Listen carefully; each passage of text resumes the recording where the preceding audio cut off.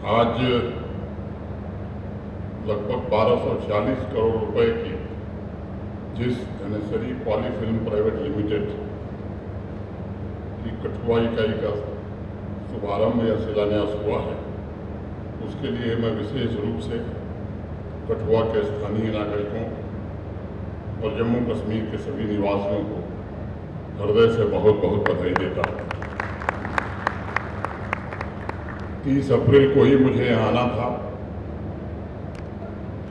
30 अप्रैल को कार्यक्रम तय हुआ था, लेकिन 22 अप्रैल को बैसरन पहलगांव के पास पाकिस्तान द्वारा भेजे गए कुछ आतंकवादियों ने 26 निर्दोष और निरपराध लोगों की जान ले ली।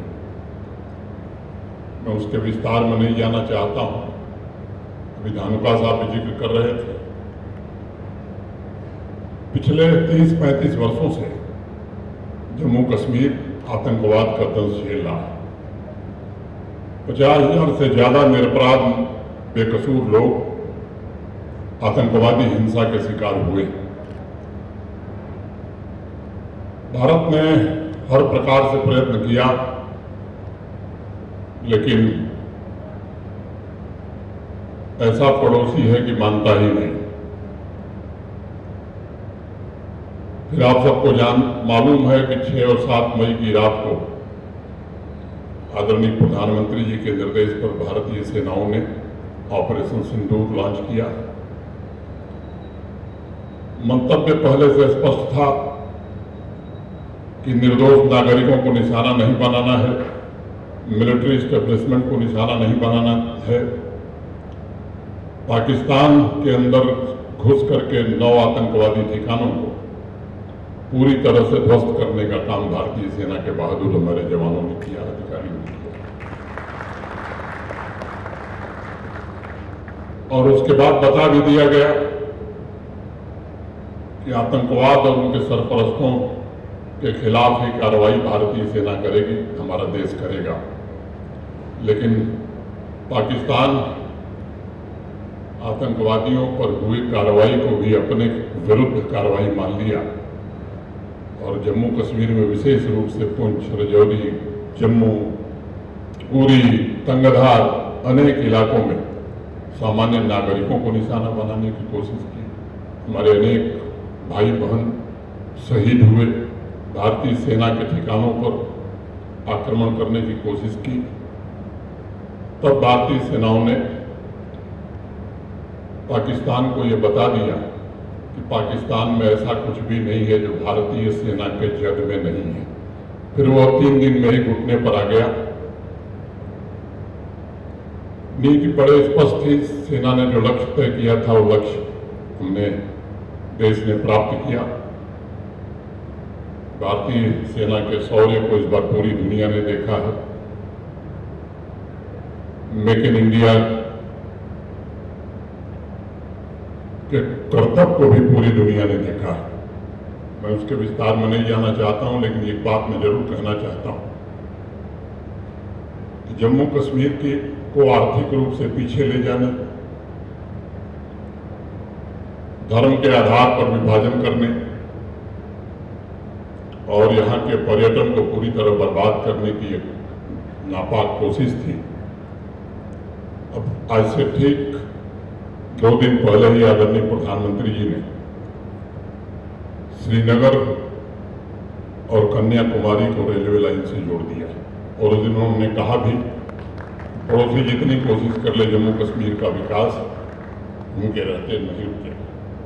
ये सच है कि भारतवर्ष के ग्लोबल मैन्युफैक्चरिंग हब के मिशन में धनेश्वरी ग्रुप अपने मॉडर्न तथा सस्टेनेबल इंफ्रास्ट्रक्चर के साथ महत्वपूर्ण योगदान दे रहा है और आज कठुआ इकाई का शिलान्यास मुझे लगता है जम्मू कश्मीर के औद्योगिक विकास की यात्रा में एक मील का पत्थर साबित होगा। मेरा भरोसा है इस स्केल पर इंडस्ट्री का जम्मू कश्मीर में ऑपरेशन भविष्य में इस पूरे क्षेत्र का, इस इलाके का कायाकल्प करेगा। कठुआ में state of the art DOPP production unit की स्थापना के लिए आज किए गए महत्वपूर्ण शुरुआत के लिए मैं Dhansiri group of industries, Jammu Kashmir industry department और प्रशासन के भी सभी साथियों और अधिकारियों को हृदय से बधाई देना चाहता हूँ। इस मैन्युफैक्चरिंग यूनिट के इन्वेस्टमेंट और कैपेसिटी के बारे में अभी धानुका साहब ने आपको विस्तार से बताया है। Dhanesari polyfilm private limited, Dhanesari ventures limited की पूर्ण स्वामित्व वाली सहायक कंपनी है और यह फ्लेक्सिबल पैकेजिंग में देश की अग्रणी कंपनियों में शामिल है। ढोलिया जट्टा गांव में लगभग 300 कैनाल क्षेत्र में फैले इस प्रोजेक्ट का निर्माण, जैसा मुझे बताया गया है, ये 2 चरणों में किया जाएगा और दोनों चरण पूरा होने के बाद इसकी जो संयुक्त क्षमता है 1,28,400 की होगी। मैं समझता हूँ कि बड़ी मात्रा में यहाँ रोजगार भी मिलेगा, यहाँ की अर्थव्यवस्था को पंख भी लगेंगे। पिछले कुछ वर्षों में जम्मू कश्मीर में आदरणीय प्रधानमंत्री जी के नेतृत्व में औद्योगिक विकास तेज गति से हुआ है। अभी विक्रमजीत सिंह जी ने आपको बताया है 2021 में जो नई इंडस्ट्रियल स्कीम भारत सरकार ने जम्मू कश्मीर के लिए प्रारंभ की थी, मैं आपके बीच ये बात कह सकता हूँ कि देश के किसी राज्य में उद्योग लगाने के लिए इस तरह का इंसेंटिव और सहूलियत नहीं था जो जम्मू कश्मीर में आदरणीय प्रधानमंत्री जी के नेतृत्व में दिया गया। और उसी का प्रतिफल था कि कठुआ, सांबा, जम्मू, ये पूरा क्षेत्र मैं समझता हूँ कि औद्योगिक विकास के नए माइलस्टोन स्थापित कर रहा है। इंडस्ट्री डिपार्टमेंट के हमारे साथियों ने भी नीति बनाने में, ईज ऑफ डूइंग बिजनेस में जो मेहनत करके काम किया है, मैं उनको भी बधाई देना चाहता हूँ। और एक अच्छा वातावरण पिछले वर्षों में बना है।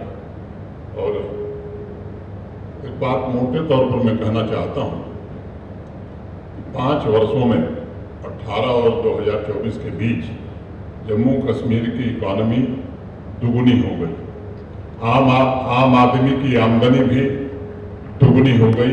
ये नीतियों का प्रतिफल था। मैं उम्मीद करता हूं कि आने वाले दिनों में भी इस तरह के प्रयास जारी रहेंगे, क्योंकि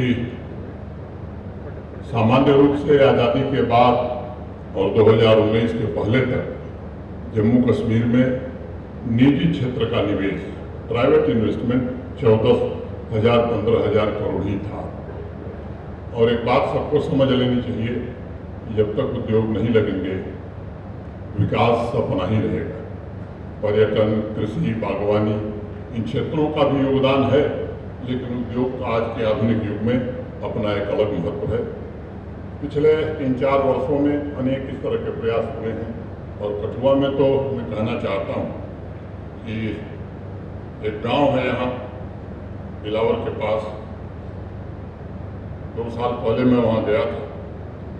गांव का नाम है दुरंग।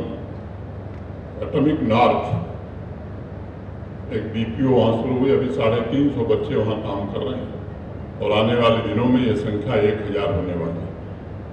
मैं आप में से भी जो लोग जिन्होंने नहीं देखा, मैं उनसे आग्रह करूँगा कि एक बार जाइए, देखिए। दिल्ली और नोएडा में जिस तरह के BPO हैं, उस तरह का BPO कठुआ के इस दुरंग गांव में वहीं के एक स्थानीय निवासी जो कनाडा में रहते हैं, उन्होंने स्थापित किया है। तो प्रयत्न हुआ है।